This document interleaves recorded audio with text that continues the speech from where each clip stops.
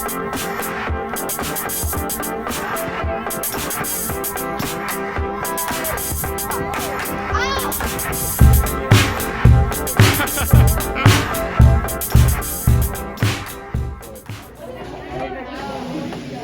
I'm AJ. Welcome to the DGS Action News. As you may know, there's a talent show on March 25th.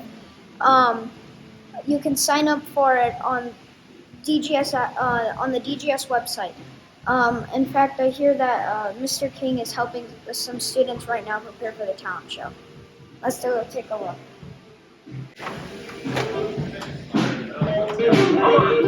Let's pick it up. You call this a guitar red weenie faster. Carnegie Hall is not for lame players. Hey, I'm Mr. King. And I'm just kidding about this. Jazz is an amazing, talented musician. Which brings me to the talent show coming up. This next week, Monday and Wednesday, students can come during club time into Mr. Quintana's music room to audition for the talent show. Come prepared with 5 minutes of whatever the material is. If they need any materials or supplies that go along. And the talent show's date is March 25th.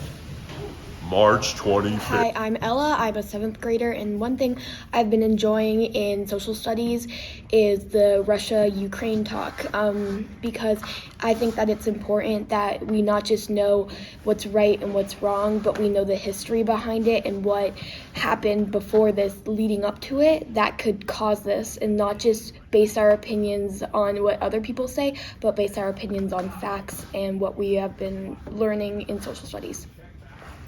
My name's Sophia, Chapton. I'm in 7th grade, and I think it's important to learn about the Russia-Ukraine conflict, because if it does get bigger than it is right now, it's important to know how it started and just background information.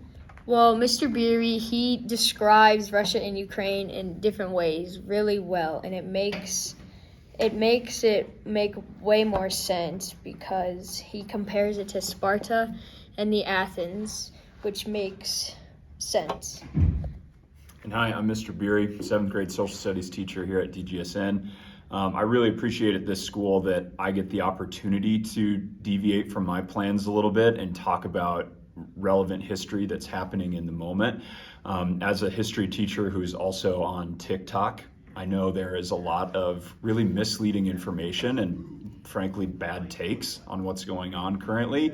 And it was really cool to have the opportunity to go through 100 years of history that have led up to this moment and talk about what could potentially happen and ask students, what they feel is the next step on the timeline and give them that space to really think about it, knowing the history of the region. So I think it's been great.